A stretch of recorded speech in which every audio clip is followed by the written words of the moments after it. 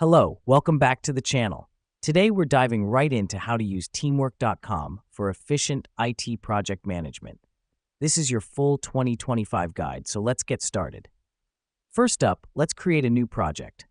After logging in, click on the Add Project button on the dashboard. This is your first step towards organizing your IT project. The reason we create a project is to have a centralized place where we can manage tasks, files, and communication. Now that we've done that, let's add some team members.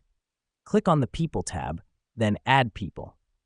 Add everyone who's involved in your project. This helps us because it ensures all relevant parties have access to important information and updates, promoting collaborative work and streamlined communication. Next up, add some tasks.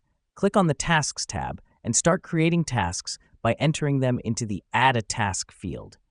Assign each task to a team member and set deadlines. This is a critical step because it gives structure to your project and helps your team know who's responsible for what and when it needs to be done. Now, let's set up some milestones. Click on the Milestones tab and click Add a Milestone. Set a date and provide a title and description. This helps us because it breaks down the project into manageable parts and gives your team a sense of direction and progress.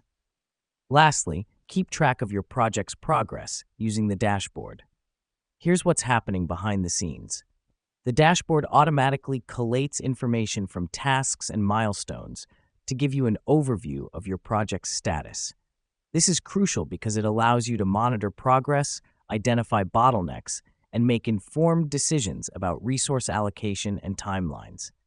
And just like that, you're on your way to efficiently managing your IT projects using teamwork.com.